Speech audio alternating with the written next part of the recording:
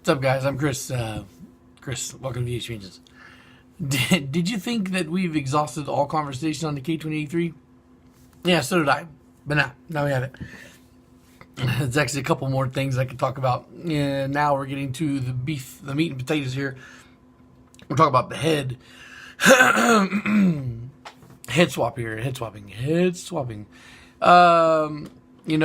We've gone over what the K20a3 in general, is it worth building, or is it worth buying and using? Is it worth swapping into your car? We talked about bolt-ons only. We talked about piston swaps. So now let's talk about the head. And the question is whether head swap alone is worth the time. Yeah, it's worth it. Now, to have a recap here, we talked about full bolt-ons for the K20a3 before we talked about piston swapping. And full bolt-ons for the K20a3 puts you in like the 170 horsepower area. Now, it's not great, but it's not bad when you consider you're making like GSR power to the wheels. So it's not incredibly terrible, and you still have the K swap. So that's cool for some people right there. Now I'm looking around, poking around YouTube and watching dyno videos and shit, and the head swap only, we're looking at the same power as full bolt-ons for the K20a3. We're looking at around 170 horsepower-ish. Now we're talking about just head swap. We're not talking about any other mods, no bolt-ons and shit. So that's a pretty good bump. That's a pretty good establishment to just get the true VTEC head on there and be able to make what full bolt-ons would make. Now the head will probably cost you as much as going the full bolt-ons route, depending on what bolt-ons you buy or what company makes them, the bolt-ons you buy or whatever. But the good thing is if the head swap alone gets you at full bolt-on power, then that means the full bolt-ons and head could probably break you over 200 horsepower. Now we'll backtrack a little bit again and talk about how we mentioned piston swap. Piston swap only, probably putting you in the neighborhood of around 170, just like head swap only will put you around the realm of 170.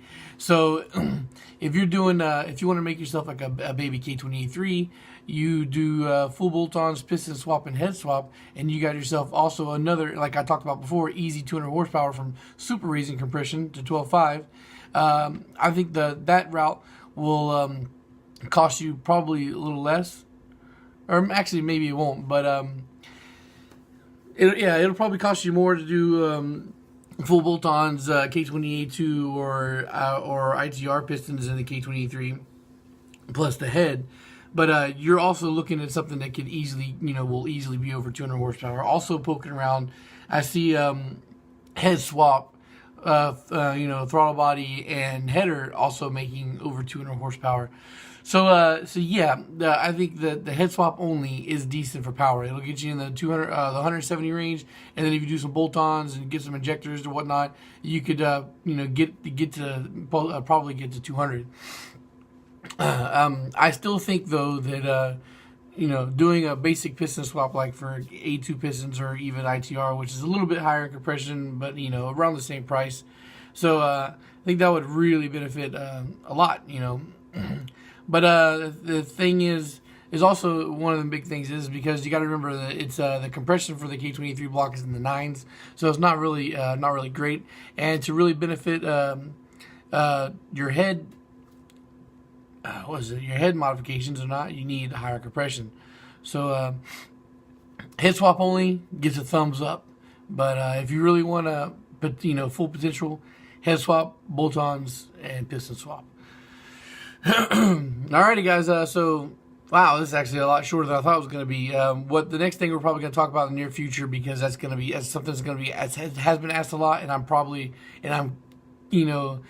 also considering the fact that it's probably going to be asked on this video itself, is switching the rocker arms over from the K20a2 head to make to make the A3 head a little bit more VTEC or more VTEC, real VTEC or whatnot. We'll get to that. Probably not this week, maybe next week, but we're going to get to that in the near future.